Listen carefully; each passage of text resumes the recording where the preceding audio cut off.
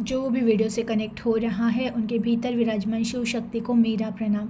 और देखिए, महादेव जी की तरफ से जो भी चैनलिंग मैसेज लेती हूँ, मैंने मैसेजेस निकाल के रखे हैं बिकॉज़ मैं वीडियो बना रही थी, बीच में ही कॉल आया और वो कॉल वीडियो कट हो गया, तो मैं अगेन कंटिन्यू करती हूँ आगे, अगेन फिर मैं वापस शफ़ल करूँ, उसमें से चैनलिंग मैसेज निकालूँ। तो उससे अच्छा है कि जो आए थे मैं वही कंटिन्यू कर रही हूँ, क्योंकि आज के ही है ये, मॉर्निंग में जो निकाला है, तो कहीं ना कहीं वही मैसेज देना आपको बहुत ज़रूरी है। तो चलिए, पहला मैसेज आपके लिए आया है कि सारी गलतियाँ भुलाकर दूसरों को और ख़ुद को माफ़ कर दो। देखो, जो कुछ भी जीवन में आपके हुआ है, आपको किसी ने दुख दिया है या आपने किसी को दुख दिया है, कहीं ना कहीं कोई हर्ट किया, किसी ने हर्ट किया हुआ पेन है, कुछ ऐसे जख्म है अधूरे रिश्तों के, तो वो है ना, अब आप भूल जाओ और उन इंसानों को भी माफ़ कर दो, उन लोगों को भी माफ़ कर दो जिन्होंने आपके साथ अन्याय किया है, दुख दिया है, दर्द दिया है। क्योंकि ना, जब आप उनको माफ़ करते हो ना, तब ईश्वर पे वो चीज़ चली जाती है, ईश्वर के साथ उनके कर्म बंधन बन जाते हैं। बिकॉज जब तक मैं मेरे परी से कोशिश करूँगा ना कि मुझे अगर हर्ट हुआ है, मुझे अगर तकलीफ़ हुई है, तो बस कुछ ऐसा हो जाए कि उसे भी उसका एहसास होगा, ये जब तक हमारे माइंड में रहता ना, हम हमारी एनर्जी उनको देकर उनको ब्लेस कर रहे हैं, उन्हें कोई उनके लाइफ में नुकसान नहीं होगा। बिकॉज दिन रात हम जल रहे हैं, हम वहाँ पे उन लोगों को बुरा हो ये थॉट क्रिएट करके हम खुद का ही नुकसान कर रहे हैं। उससे अच्छा है जब हम स्वतंत्र हो जाते हैं, जब हम चीज़ों को अपने हाथों से छोड़ देते हैं कि ईश्वर, मैं उसे भी माफ़ कर रहा हूँ और मैं खुद को भी माफ़ कर रहा हूँ, तब हम उन टोटली एनर्जी को, अब हमारी एनर्जी को हमारे पास लेकर उन चीज़ों से बहुत दूर चले जाते हैं, तब उनको उनके कर्मा का फल ज़रूर मिलता है। तो बिल्कुल स्वयं को, अगर आपको चाहिए कि आपके साथ न्याय हो, तो सबसे पहले आपको अपने खुद के साथ न्याय करना पड़ेगा।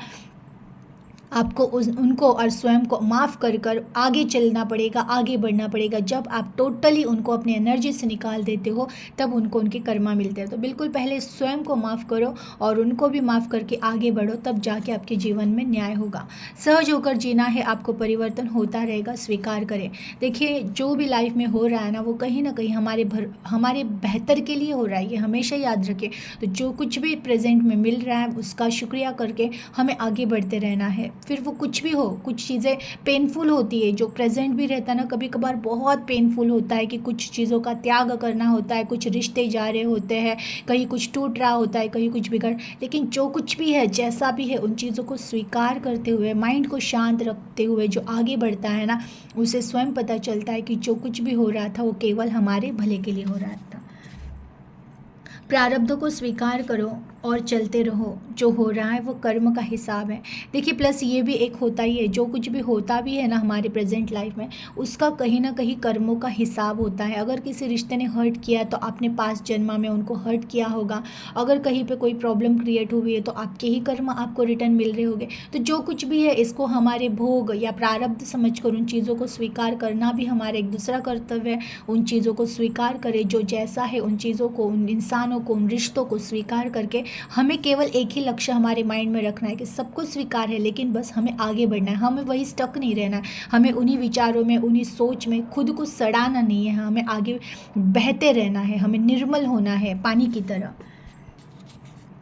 भूत वर्तमान भविष्य मुझे सौंप दो, तुम बस शांत रहो और चलते रहो। देखिए, अगेन मैं कह रही हूँ ना कि आज एक्चुअल में देखिए उन लोगों के लिए ही मैसेज आए हैं कि जो ना बस कहीं पे अगर स्टक है, कि ईश्वर भी स्वयं चाहते हैं ना कि अटको मत कहीं पर भी, किसी रिश्ते में मत अटको, किसी परिस्थितियों में मत अटको, जो कुछ भी जीवन में चल रहा है ना तुम्हारे प्रेजेंट लाइफ में, उन चीज़ों में अटको मत, तुम बस चलते रहो आगे। जो भी भूत में हो गया है, पास्ट में जो कुछ भी हुआ है, वो ईश्वर को समर्पित कर दो। भविष्य की चिंता मत करो, भविष्य क्या होगा वो भी ईश्वर को समर्पित कर दो कि हे ईश्वर, जो कुछ भी आप देने वाले हो भविष्य में वो स्वीकार है। आपको बस प्रेजेंट में रहना है और हो सके उतना माइंड को शांत रखिए, और माइंड को शांत रखते हुए प्रेजेंट में जीते हुए आगे बढ़िए। देखिएगा, जो कुछ भी होगा वो आपके भले के लिए होगा। शरणागत हो जाओ, जो मिलेगा वह सही होगा। ईश्वर कह रहे हैं ना, महादेव कह रहे हैं कि जो कुछ भी तुम्हारे साथ हो रहा है ना, वो तुम्हारे भले के लिए हो रहा है। और अगर तुम्हें लग रहा है ना कि डर है, अगर भविष्य का डर है, क्या हो रहा है वो नहीं समझ रहा है, तो खुद को ही ईश्वर पे समर्पित कर दो। भगवान, हे महादेव, मैं आपके चरणों पे समर्पित, स्वयं को ही समर्पित कर देता हूँ। अब आप ही मुझे संभालो, आप ही मुझे मार्ग दिखाओ, आप ही मुझे रास्ता दिखाओ। तो अगर आप सच में उन पे समर्पित हो गए और ये समझ के ये स्वीकार करोगे कि जो कुछ भी दिन का हो रहा है, जो भी दिन में आ रहा है, जो भी मिल रहा है, जो कुछ भी टूट रहा है, जो कुछ भी बन रहा है, सारी महादेव की कृपा है। इन चीज़ों को स्वीकार करते हुए, हंसते हुए आप जीना सीख जाओ, तो आपके जीवन में देखते देखते चमत्कार होंगे। दिखाओ कि प्यार से बचो और अपने भविष्य पर ध्यान दो। देखिए, बहुत सारे लोग, अभी ये कलयुग में चल रहा है, ये कलयुग का प्यार ही अजीब सा प्यार होता है। यहाँ पर ऐसा होता है ना, देने वाला देता रहे देता रहे देता रहे, और लेने वाला बस लेता रहे लेता रहे लेता रहे। ये एनर्जी की भी बात हो रही है। कभी कभार एक सोल, दोनों प्यार करने वालों में से एक सोल इतनी पवित्र, इतनी प्योर होती है, उसके पास इतनी एनर्जी होती है कि जो दूसरी सोल होती है ना, उसको उस एनर्जी की कोई वैल्यू नहीं होती है। उनको जस्ट वो जब तक उनके लाइफ में हो ना, उनके लाइफ में सब कुछ अच्छा हो रहा होता है, लेकिन उनको ज़रा भी पता नहीं होता है कि वो उनके लाइफ में जो कुछ भी अच्छा हो रहा है उसका कारण केवल आपकी एनर्जी है। और वो आपको हर्ट करते रहेंगे, आपको दुख देते रहेंगे, आपको परेशान करते रहेंगे, और फिर भी आप उनसे कनेक्ट रहते ही हो, क्योंकि आपकी सोल पवित्र है। वो बहुत जल्दी चीज़ों को तोड़ना नहीं जानती, वो बहुत जल्दी रिश्तों को छोड़ना नहीं जानती है। वो चाहती है बांध के रखे, लेकिन सामने वाला इंसान कदर ही नहीं कर रहा है। और अगर आपके जीवन में भी कोई एक ऐसा इंसान है जो आप बहुत प्यार कर रहे हो, प्योरली आप बस दे रहे हो और वो ले ही रहा है, लेकिन वो रिस्पेक्ट नहीं कर रहा है, तो फिर ऐसे रिश्ते का त्याग करना बहुत ज़रूरी है। क्योंकि पैसा और खिलाना पिलाना घुमाना, इनसे भी बढ़कर हमारी स्वयं की एनर्जी होती है, जो एनर्जी एज लक उनके साथ चल रही है, लेकिन वो उन चीज़ों को न पहचान कर उनको लगता है वो बहुत कुछ कर रहे हैं, लेकिन एक्चुअल में सही पार्ट आपका रहता है। आप एनर्जी दे रहे हो तभी तो। और कहते हैं ना कि जो आपके कर्म बंधन ही है, वो जो दे रहा है या आप जो दे रहे हो, ये कहीं ना कहीं कार्मिक भी है।